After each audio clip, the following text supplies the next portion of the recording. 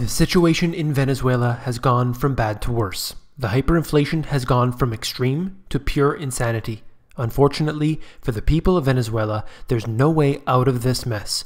When we look at this country, we see that when a currency is devalued, the people suffer. Be mindful of that wherever you live. You came here for the truth, so let me unveil that for you. Today we're going to look at wealth inequality and, of course, Venezuela. This is very interesting. Bloomberg created the Venezuelan Café con Leche Index, tracking hyperinflation 1 cup of coffee at a time. So essentially, they were unable to get the official statistics because the government stopped providing them. They are happening so fast, there's no way to track it. So they actually went in and decided to do that on their own. Mired in a brutal economic collapse, Venezuela refuses to publish basic statistics, so we created our own gauge to measure one of the most important of all of the missing figures, inflation. So if you look at this here, in the last 3 months, the annual inflation rate is 20,000. 20,000. It cost 75,000 bolivars for a coffee. And only 3 months ago, it was significantly cheaper. Look, if I go to the 1 year, I can't really get it all on the page all at once, but you can see this, a 4,000% over the last year. So it's really heating up. As time goes on, it's only escalating further and further and further. Now, there are different ways to track the inflation now. I'll show you one more in just a moment, but let's cover this article. We don't have any. Living in Venezuela, you get used to hearing that. But the story behind the missing ham was different. It's not that supermarket managers were having trouble finding enough to sell.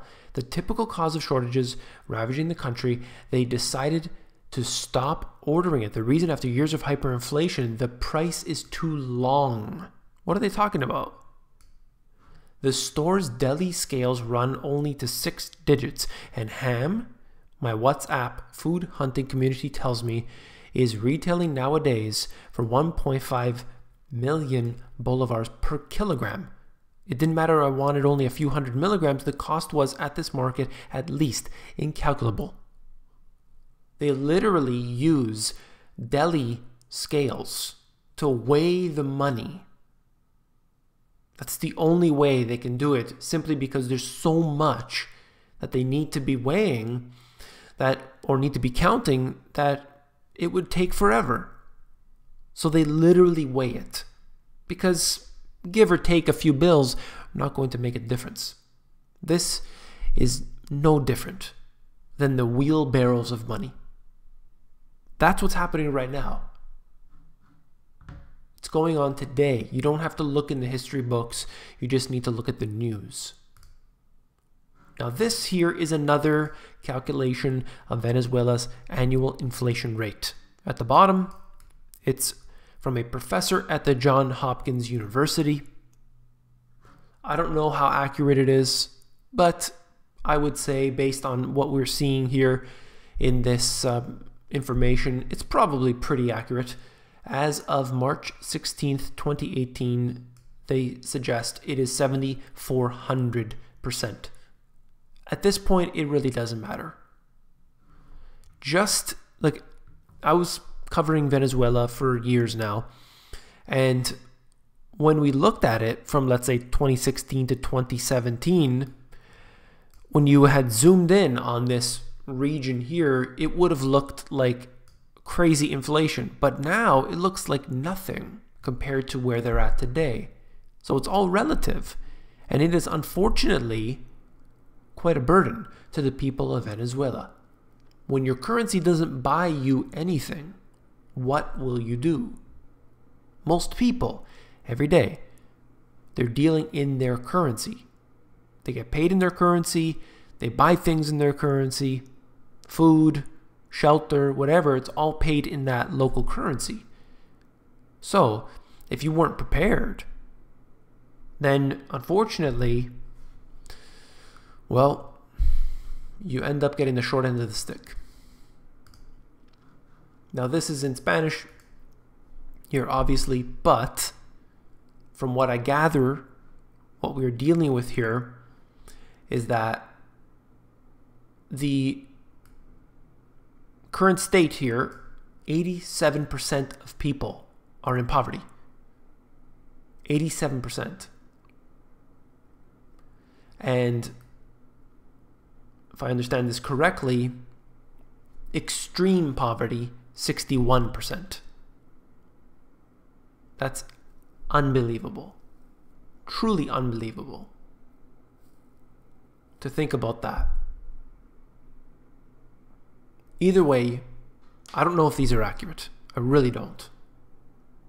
All I know is that more people are suffering today than they were the day before and the day before that. The situation is only getting worse. People are leaving in droves.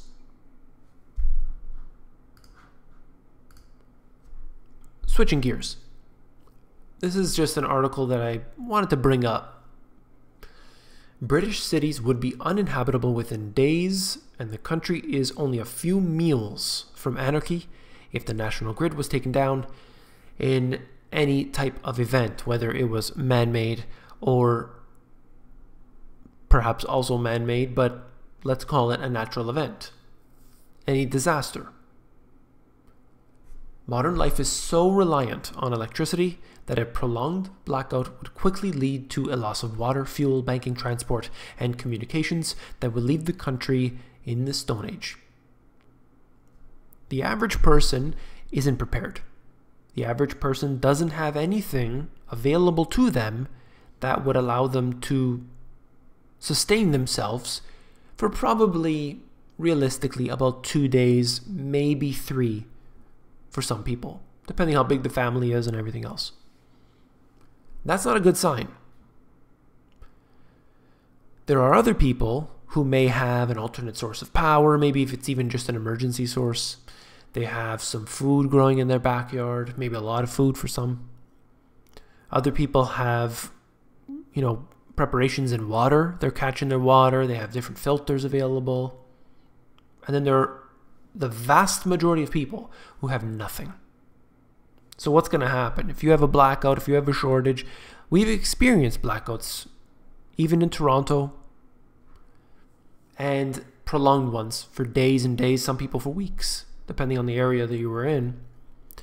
And people were losing it because their homes were freezing cold.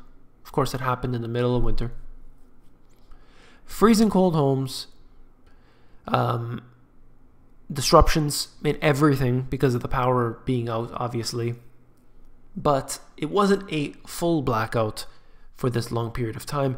Had it been, then we would have had a much bigger difficulty. And you're seeing that happening in places like Venezuela, where they're doing rolling blackouts, where they have different areas around the world, same situation. And these people, a lot of the times, they're not prepared, and they should be.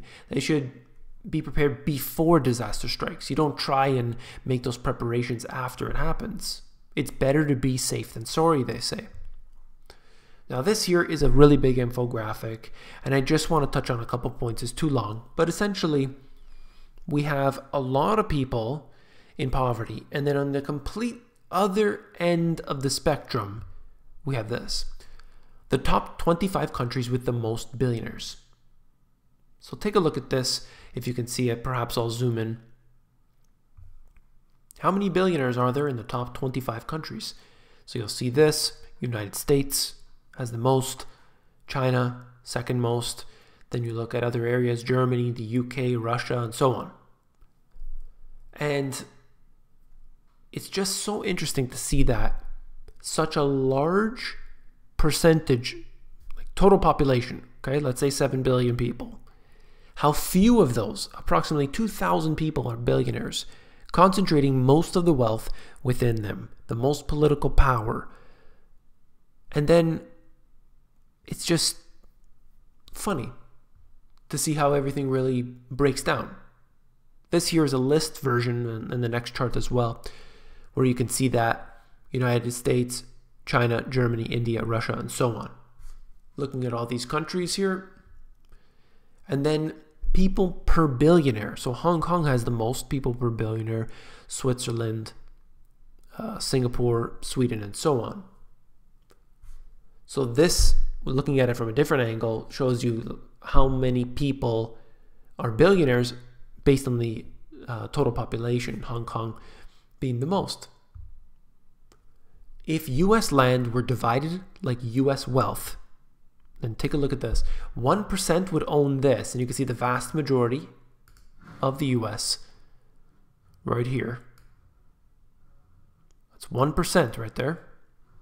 They would own that. 9% would own this. 3% would own all of this. 20% would own the tip of Texas here, and 40% would own that red dot. Think about that. Think about how the wealth is somehow all focused on a very few select people. That red dot compared to the entire US. Maybe one city. And that's something to think about. I saw this here and I definitely wanted to show that with you here today.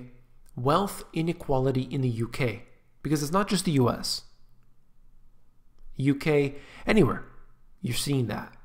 There is wealth inequality everywhere. The top 10% of households are 875 times more wealthy than the bottom. Look at that chart. If you can't see that for yourself, there's a little tiny, let me get my, this is actually a line. That's the bottom 10% and the top 10%. It's just, there's such a disparity. And even when you show it all broken down, and I've done this before on the channel, you can definitely see that there's one group of people who has a lot and another big group of people who have basically nothing. But even the middle class, when you look at it, you can see the big picture. And what I wanted to get to in this video was central banking is ultimately the enemy. Central banking created this system. They are ensuring that there is a small group of people at the top and everybody else. That's the way it is. It's central banking. It's the Federal Reserve. And you look around to any different central bank, it's all the same. They all have the same schemes and scams that they conjure up to make sure they devalue the currency, to make sure they put their people in the right institutions, making sure that everything stays status quo. And it's been going on for hundreds, potentially even thousands of years. All I know is that we need to do our best to make preparations every way we can. That's all for this video. If you found it informative, please give me a thumbs up. When you give me a thumbs up, it helps to support the channel. So I do appreciate that very much. We are heading towards 100,000 subscribers on here. So you definitely want to click that subscribe button so you can be one of those who crosses over that barrier of 100,000. Hello to all the new people who have joined me here. And last but not least, if you found this video informative, I know that you will find my books, The Money GPS, and my newer release, Global Economic Collapse, even more informative. You can actually flip through these books. If you go over to Amazon, there's a look inside feature. It's going to allow you to flip through the pages of these books to see if you like them. Take care.